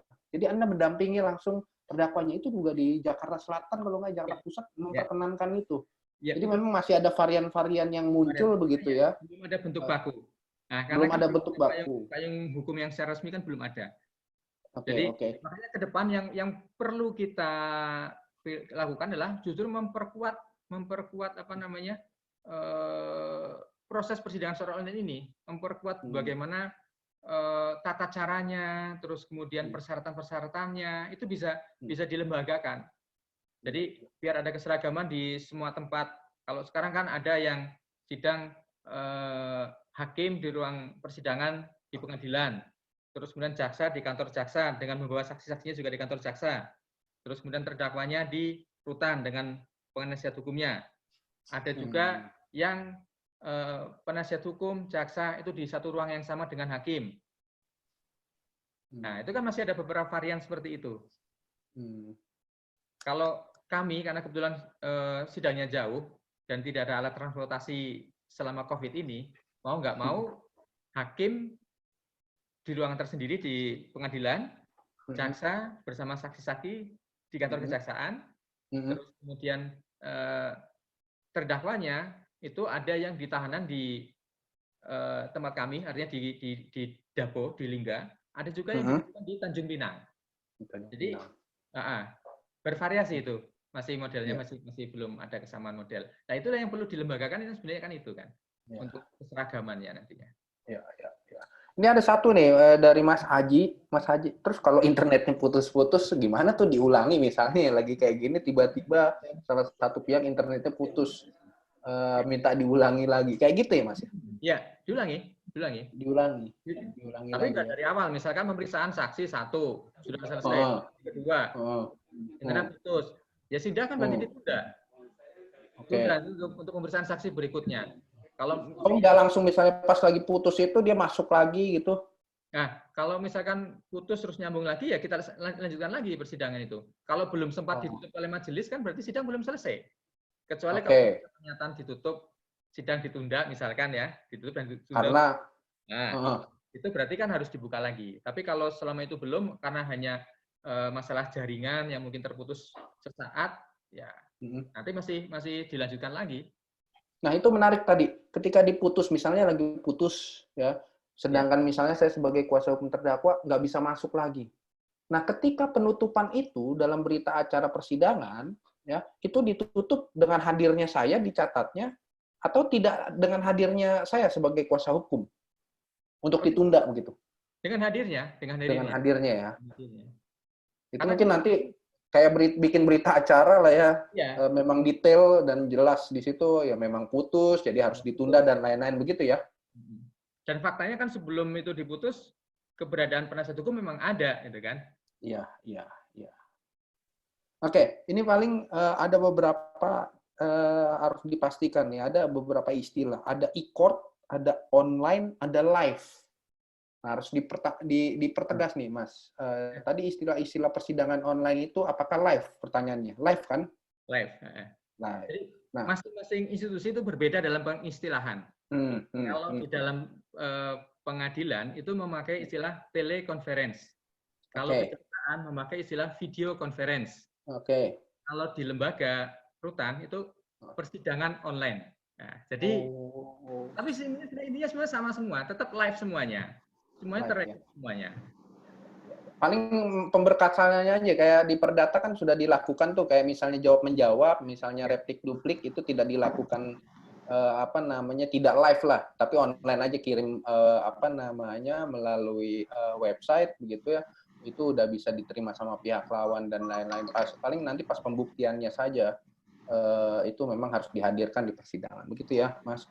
Oh iya, ini ada bukun ada kepanjangannya tadi, tapi disinilah kita harus segera menyiapkan payung hukum. Ini sama dengan Mas Edi Jati tadi, tidak hanya sekedar perjanjian 3 institusi, karena kita butuh berhukum yang berkeadilan, kemanfaatan dan kemanusiaan. Ya, tentunya inilah PR kita bersama nih. Ya. Terus pertanyaan lain, apa yang menjadi parameter putusan yang ada selama ini? Sudah ada kepastian hukum, keadilan, kemanfaatan. Ini pertanyaan filosofis banget nih, Mas. Kalau itu ya, kalau saya aparat penegak hukum jawabnya sudah. Sudah bukan, ternyata sudah memenuhi rasa kepastian hukum, keadilan dan kemanfaatan. Kita nggak bisa mengeneralisir semuanya. Meskipun ada, kita harus mengakui ada 1-2 putusan yang mungkin ya kan dianggap belum mencerminkan rasa keadilan dan lain sebagainya. Ya, karena gini, mungkin yang mau sasaran bidiknya mungkin ya, yang kalau saya nggak salah tebak dari senior saya Bu Siti Gunati itu, misalkan ada kasus-kasus seperti misalkan pencurian kakao misalkan itu kan ya. Nah, kenapa bisa terjadi seperti itu? Karena selama ini kita mengedepankan hukum untuk hukum, bukan hukum untuk manusia. Jadi kita lebih mengedepankan pada aspek kepastian hukum. Aparat penegak hukum hanya sekedar mencocokkan perbuatan orang dengan unsur pasal. Itu kan misalkan banyak ketemunya, tetapi kemudian setelah kita nilai, apakah betul perbuatan yang seperti itu meskipun memenuhi unsur pasal layak untuk dipidana atau adilkah kalau hal yang seperti dipidana? Nah, itu yang masih jadi perdebatan, ya kan? Tapi tahap yang sekarang makanya kita perlu untuk berevolusi dalam berhukum. harus merubah paradigma. Sebetulnya harus berani seperti itu. Artinya tujuan kita adalah bukan hanya sekedar untuk kepastian hukum, tapi lebih jauh daripada itu adalah keadilan. Meskipun tujuan hukum ada 3 lah ya. Tujuan hukum kan kalau Ustaz Prabowo kan ada 3, ada kepastian, kemanfaatan, dan keadilan. Tapi kalau menurut saya pribadi, puncaknya adalah keadilan. Buat apa kita kepastian hukum tapi tanpa keadilan? Seperti yang pernah terjadi, misalkan pencurian yang tidak berarti hanya mengambil ranting-ranting dari hutan. Ya kalau memang dicocokkan dengan unsur pasal itu terpenuhi. Kalau kita hanya sekedar kepastian hukum, ya itu harus dipidana kan begitu kan? Tapi kalau kita kembali bicara masalah keadilan, itu masih harus dikaji lagi. Nah, oleh karena itu sebenarnya tujuan hukum yang lebih ideal adalah keadilan. Kenapa? Saya pun yakin juga teman-teman semua juga sepakat. Sekarang kalau kita lihat dari pengadilan, irah-irah atau kepala putusan itu juga bunyinya kan demi keadilan, gitu kan. Demi keadilan berdasarkan ketentuan Yang Maha Esa. Kalau di kejaksaan surat-surat kami di dakwaan maupun di tuntutan ada demi keadilan. Kalau penasihat hukum selama ini yang saya tahu itu ada lembaga LBH keadilan, penegak keadilan. Tapi belum saya pernah mendengar ada LBH kepastian hukum. Hukum itu kayaknya belum ada. Besok kita bikin. Ya kita semangat kita sama. Semangat kita LBH kemanfaatan ya, kemanfaatan buat advokatnya. Jadi advokatnya aja yang terima manfaat. Artinya kita sebenarnya mempunyai pemikiran yang sama bahwa semuanya itu tujuannya adalah untuk menciptakan keadilan. Bukan hanya sekedar kepastian. Kalau kepastian mudah kita rumuskan itu. Makanya pentingnya asas dominus litis yang dimiliki oleh jaksa itu kan sebenarnya itu. Kalau kita bicara pasal 139 misalkan, mungkin agak melenceng ya. 139 kan kalau misalkan jaksa sudah menerima berkas perkara yang sudah dinyatakan lengkap, kemudian kan dia mempelajari untuk apakah perkara tersebut dapat atau tidak dilimpahkan ke pengadilan. Mungkin kan kita akan bertanya, kalau jaksa sudah menyatakan lengkap, sudah menerima perkara itu, sudah P21, berarti kan perkara itu sudah lengkap. Ya. Kalau sudah lengkap kan mestinya sudah bisa dilimpahkan ke pengadilan. Nah, ya. Kalau kita hanya berpikir masalah formil material, mungkin iya, betul. Kalau kita hanya sekedar mencocokkan apakah perbuatan orang itu sesuai dengan unsur pasal, ya betul. Tapi kemudian harusnya kita bisa menilai atau diberi kewenangan. Jaksa itu diberi kewenangan dan memang itu diberi, cuma cara yang digunakan. Jaksa diberi kewenangan untuk menilai apakah perkara itu layak atau tidak disidangkan. Menguntungkan tidak kalau disidangkan, menguntungkan bagi keadilan maksudnya. Contoh kasus yang seperti perkara-perkara yang mungkin sering diperdebatkan itu ya, seperti pencurian KAKO, pencurian semangka dan lain sebagainya. Seandainya berani, itu kan mestinya tidak bisa untuk tidak dibawa ke persidangan dengan asas dominus litis. Artinya pengendali perkara untuk pidana adalah jaksa. Ya. Mau dilimpahkan atau mau disimpan itu adalah kewenangan jaksa, gitu kan. Nah, cuma ini juga membutuhkan keberanian. Karena apa? Karena masih dimungkinkan adanya perlawanan dari pihak terkait, bisa dilakukan pra-peradilan dan sebagainya. Mungkin itu ya, Mas. Iya, sip. Terakhir ini udah jam 10 lewat ternyata. Ya. Thank you. Gamal. Ya, thank you. Mang, ini kan kemanfaatannya udah dirasakan nih, Mang. Baik dari jaksa, mungkin juga saya lihat kan masyarakat juga ada merasakan secara azas peradilan sederhana, biaya murah ya, dan cepat gitu kan. Nah, ke depannya ini kalau harus nunggu tadi payung hukum kan kelamaan. Planning kan kita nggak mungkin nunggu selesai pandemi stop balik lagi ke manual kan istilahnya kan gitu ya, balik ke tradisional ya, Mang. Nah, ada nggak sih upaya-upaya untuk perencanaan misalnya pandemi habis bisa lanjut gitu, Mang? Jadi nggak perlu nunggu payung hukum kan kesuwen. Itu aja terakhir mungkin planningnya. Makasih. Sebenarnya kalau itu mungkin kita terlalu beresiko kalau seperti itu. Karena apa? Karena kondisinya kan sudah bukan kondisi darurat lagi. Bahkan sebenarnya jauh hari dari kejaksaan itu berupa naskah akademik sudah mengusulkan untuk dilakukan sidang secara online, khususnya untuk perkara tindak pidana korupsi. Jadi kalau sekarang tindak pidana korupsi dari masing-masing kejaksaan di daerah kan menyidangkan di pengadilan tipikor yang ada di kota provinsi. Kita bayangkan kalau dari Cilacap misalkan harus sidang tipikor. Berarti sehari sebelumnya kan dia harus sudah berangkat. Kalau sidang hari Selasa, dia hari Senin harus sudah berangkat. Kemudian mengikuti sidang hari Selasa. Hari Selasa mungkin dapat sidang giliran yang sampai malam, sampai larut malam. Bisa setahu saya karena saya pernah di Kejaksaan Jawa Tengah, di Jawa Tengah. Itu bisa sampai jam 12 malam. Selesai sidang, dia baru pulang ke tempat asalnya. Berarti hari Rabu dia baru bisa kerja lagi. Itu kan membuang waktu. Jadi ada usul, waktu itu ada naskah akademik yang mengusulkan untuk sidang itu pemeriksaan saksi dilakukan di pengadilan negeri terdekat melalui sarana video conference. Hakim pengadilan tipikor tetap di kantor pengadilan negeri tipikor memimpin sidang, tetapi untuk penasihat hukum, untuk terdakwa, saksi-saksi dan jaksa itu di pengadilan negeri terdekat di wilayah hukumnya. Itu pun masih belum bisa diterima. Artinya karena tidak ada kondisi yang mendesak, itu nggak diakomodir atau tidak bukan sudah diakomodir, malah sama sekali tidak diterima. Itu hanya sekedar menjadi naskah akademik. Jadi makanya kalau tadi disampaikan bahwa berkah dari wabah COVID ini terhadap peradilan Indonesia adalah kita melangkah jauh sangat ke depan. Nah, harapan kita kan memang jangan sampai setelah selesai COVID ini kita akan mundur lagi. Tapi kan kembali lagi kita kepada dasarnya lagi. Mungkin itu ya yang bisa saya sampaikan. Kalau harapan kita ya bisa terus dilanjutkan terus penelitian ini. Tapi kalau dari kehakiman dari Menkumham sendiri ada pernah naskah akademik seperti yang kejaksaan lakukan nggak? Untuk sidang online seperti ini? Belum begitu paham. Kalau di istilah saya belum. Oh. Tapi ketika kemarin kita untuk menghadapi COVID ini kita minta sidang online pun ada beberapa pengadilan yang belum berkenan ketika belum ada petunjuk atau edaran dari KMA. Sifatnya pasif ya? Iya. Oh, oke. Thank you, Mang. Terima kasih, Kang Gamal. Baik, Bapak Ibu udah nggak kerasa, ini udah jam 10:14. Jangan sampai besok sahurnya pada jebol gitu ya, kebablasan begitu ya. Oke, Kang Heri, monggo dihidupkan kata-kata penutup.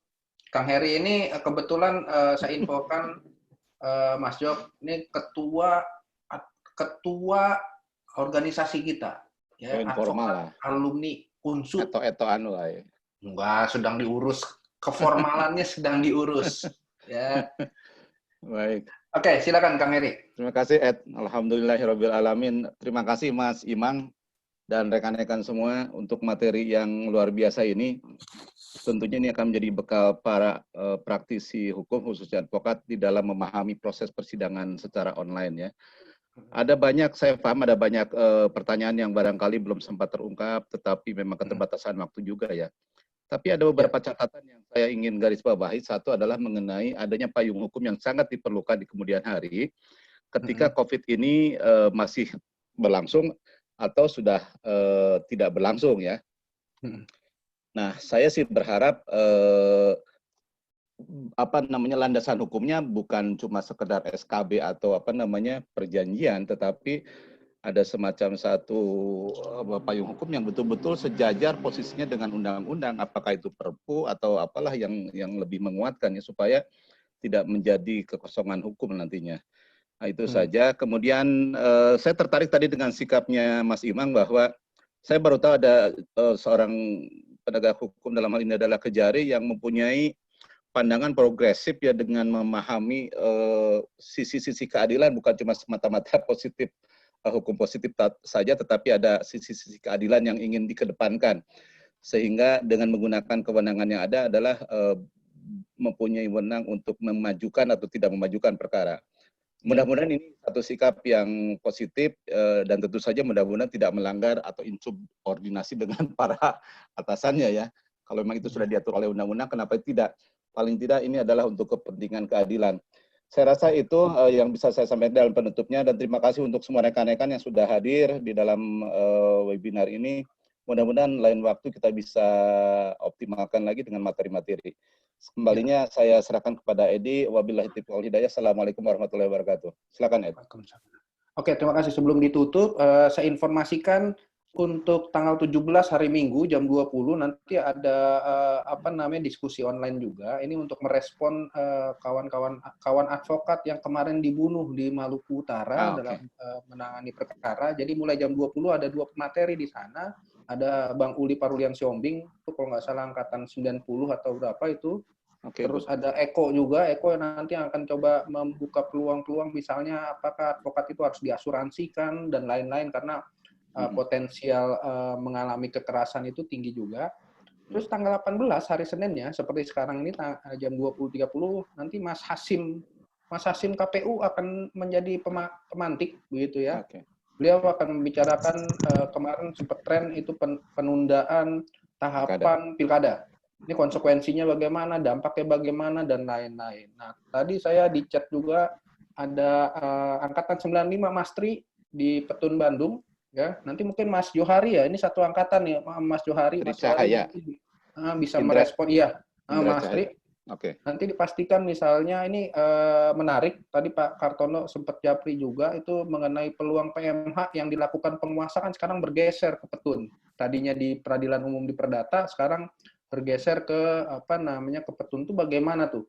Nah, kalau bisa di panel sama kawan-kawan advokat yang sudah pernah melakukan gugatan PMH di Petun juga ya, gugatan PMH terhadap penguasa.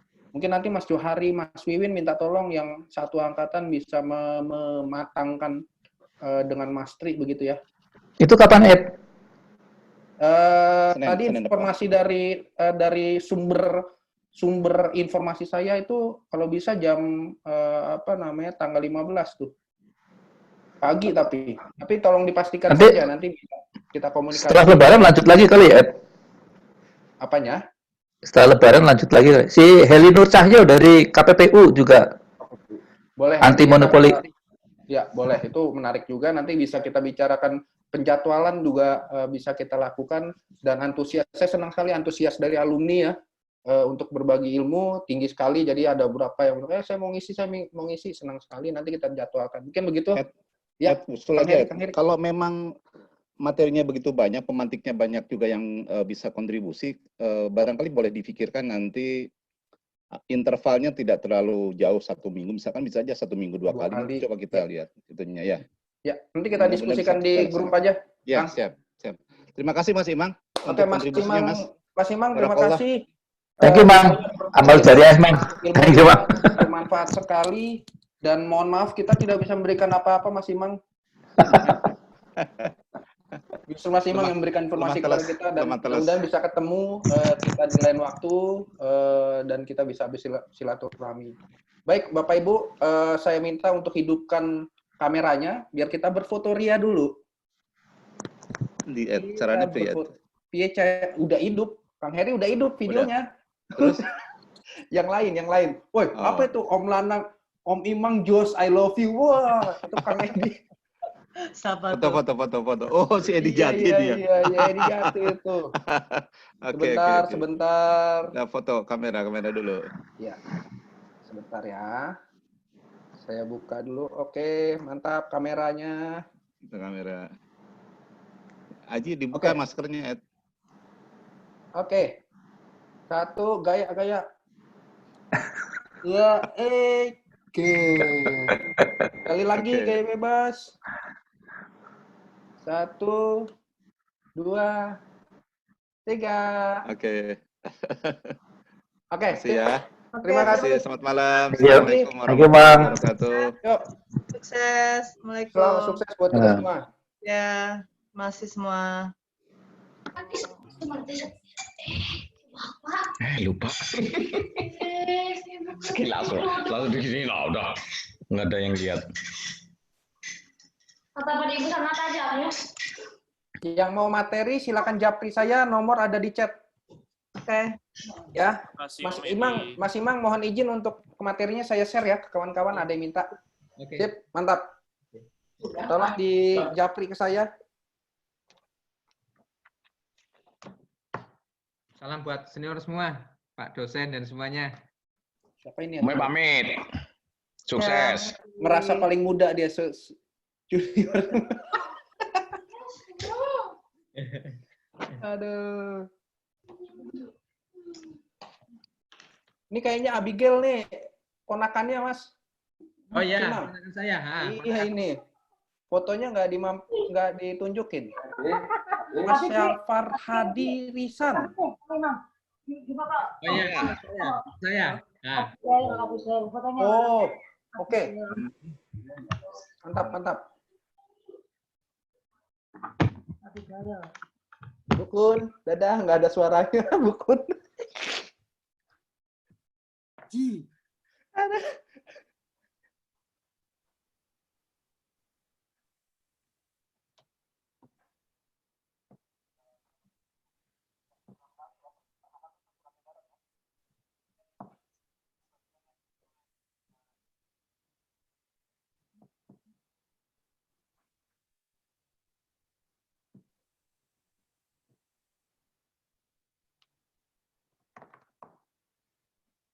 Pamit ya. Assalamualaikum. Waalaikumsalam, monggo.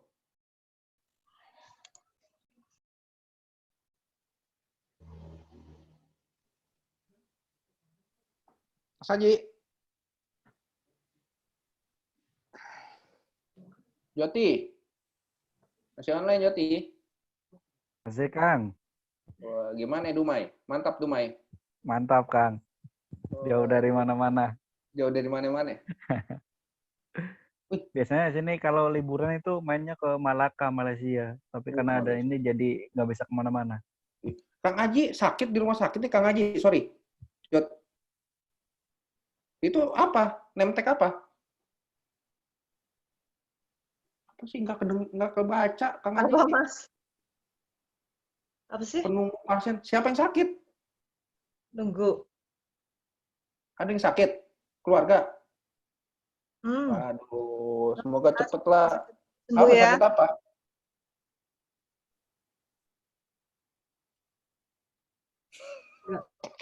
Suaranya nggak ada. Oke. Nggak mau dihidupin. Oke. Bantu, makasih. Semuanya ya. Yuk. Saya keluar ya. Ya. Oke. Dadah semuanya. Dadah.